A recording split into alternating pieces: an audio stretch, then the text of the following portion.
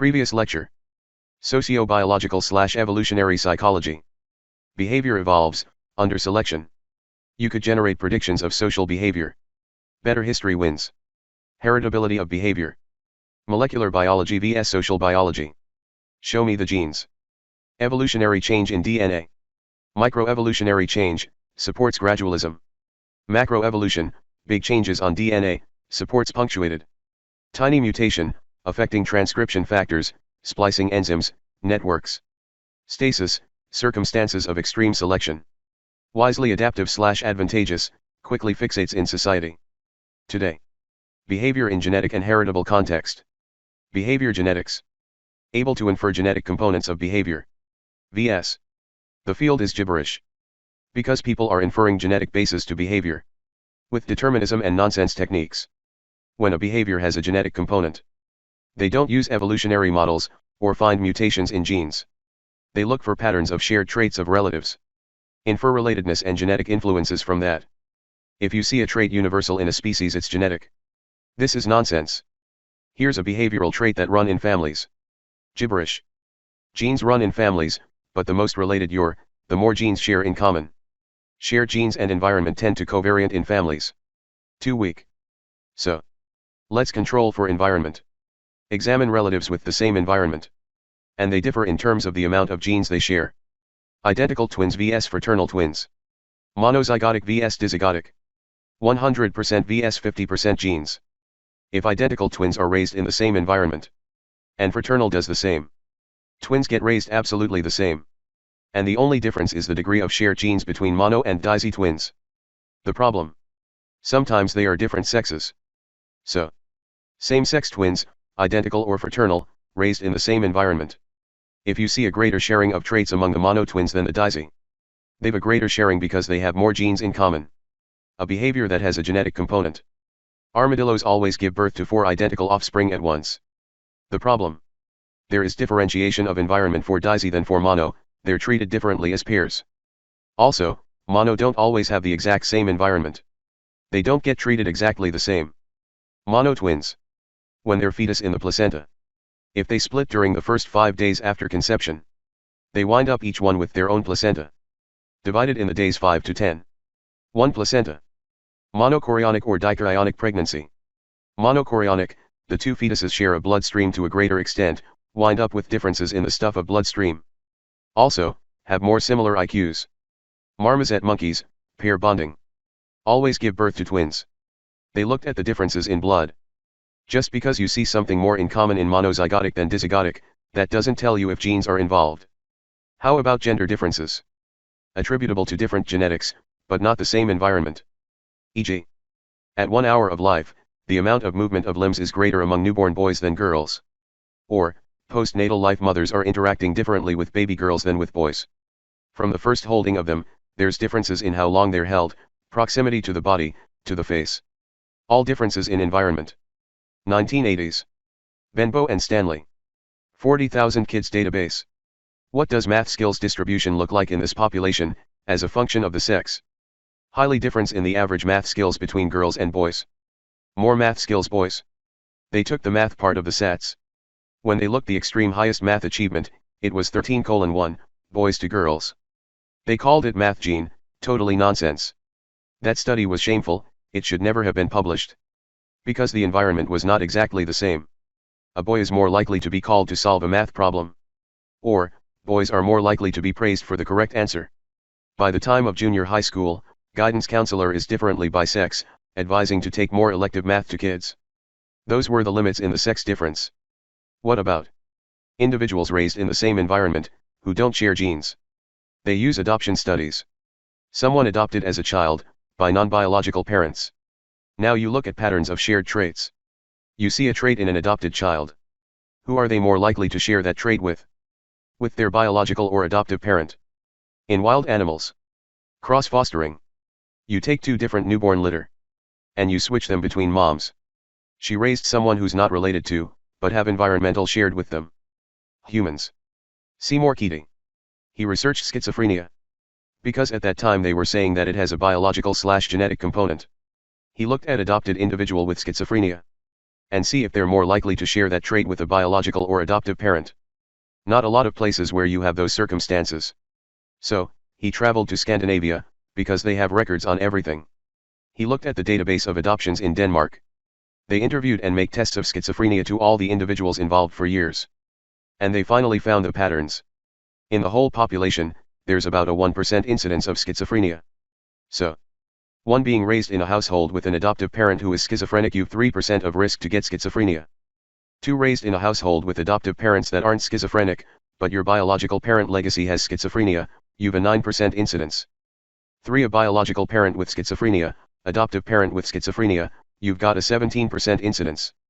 There was a non-adoptive synergism. The clearest evidence to date for a heritable basis to a psychiatric disorder. Then, other people did the same with heritability of depression, alcoholism, and criminality.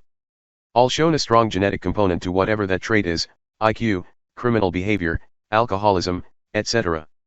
Problems. The individuals in the study were adopted away. A quarter of a second after being born, no postnatal shared environment. And that's not the case with adoption, different length of time with their biological parents. So, they never factor that into the analyses.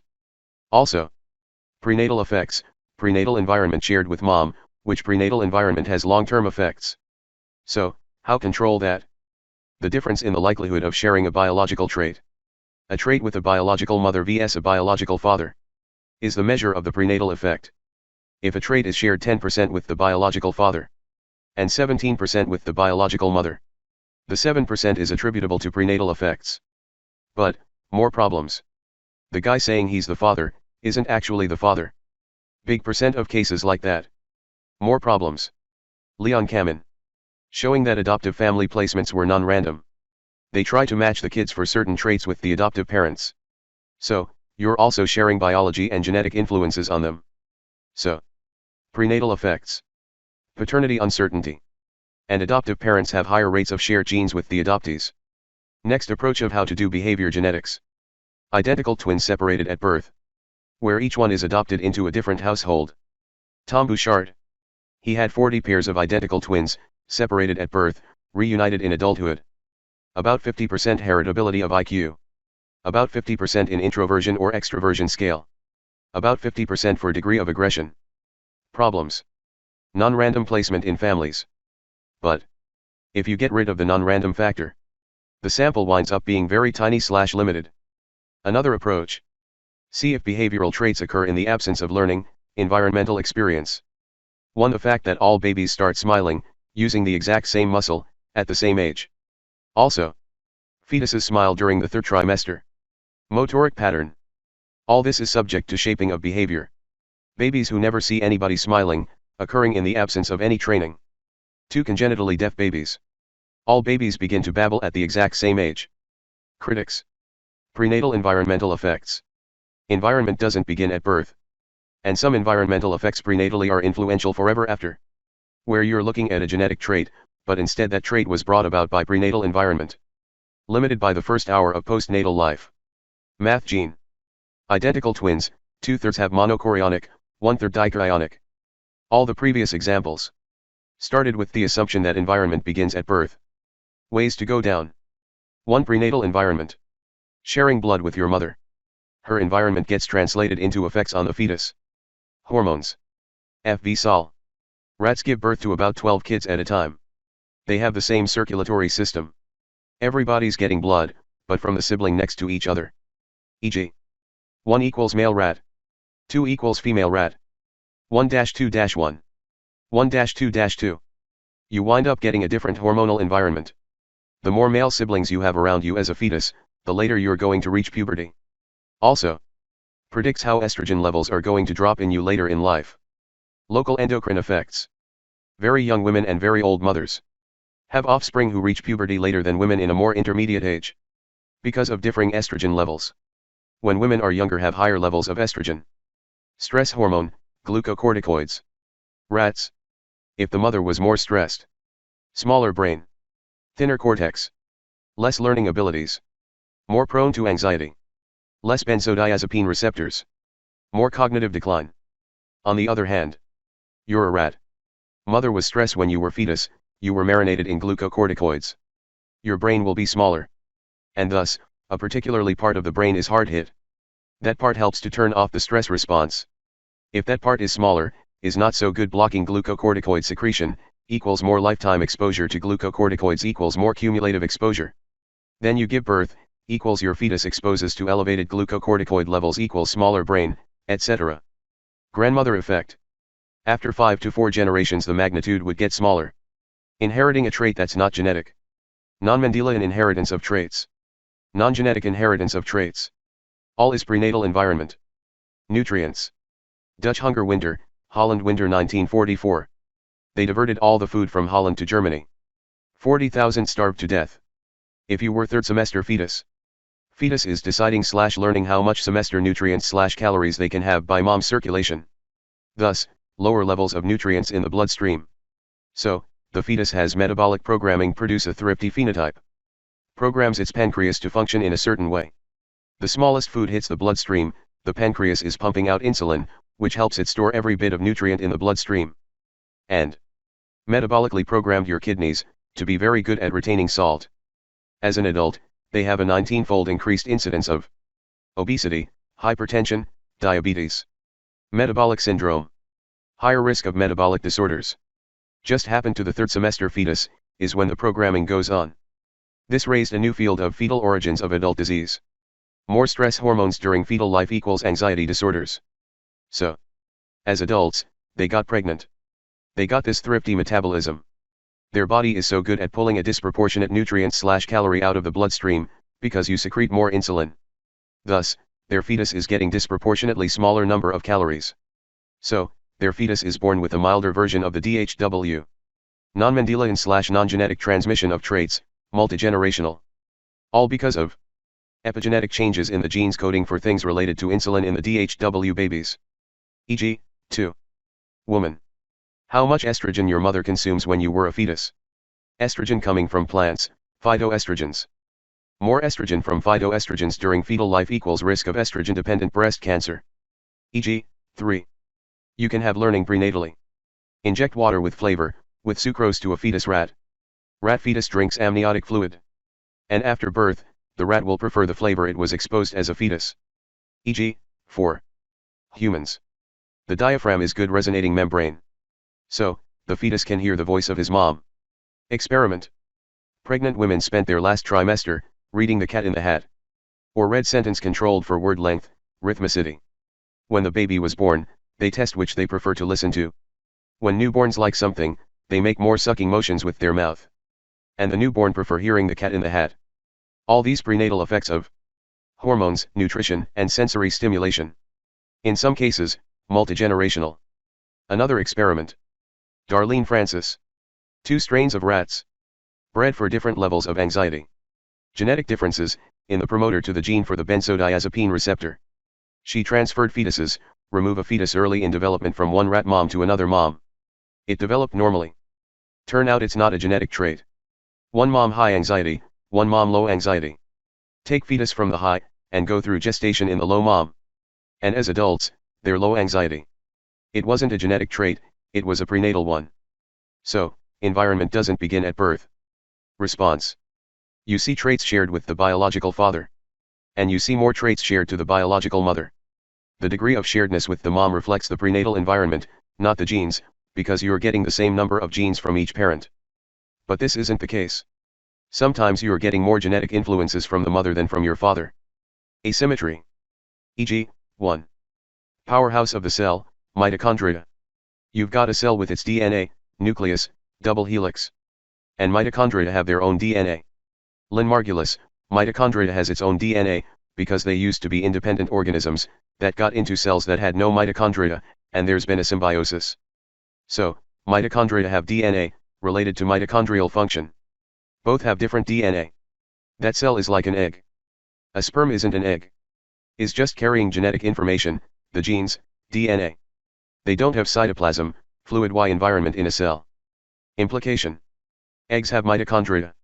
Sperm don't. So, at the point of fertilization, you've gotten all of your mitochondria from your mother. Mitochondrial DNA solely comes from the mother. You get a disproportionate share of your DNA from the mother. This give rise to the Eve hypothesis. A woman, early hominid. The great-grandmother of every single human. And it can be traced through the mitochondrial DNA. So that's an asymmetry. E.g., 2.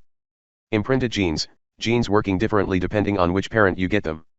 That's also a violation of the you get 50/50ths of your DNA from each parent. E.g., 3. The egg, it has the cytoplasm with mitochondria. But in addition, you've transcription factors. Proteins in the cytoplasm. Sperm don't have transcription factors. So, all the transcription factor come in a fertilized egg from the mother. Transcription factors are proteins, have their own genes, etc. What's the significance of getting you transcription factors from your mother in the fertilized egg? 2 genes. 1. Code from transcription factor A. 2. Codes from gene X. There is promoter responsive to transcription factor A- turns on the synthesis of the protein coded by gene X- also turns on transcription factor A gene.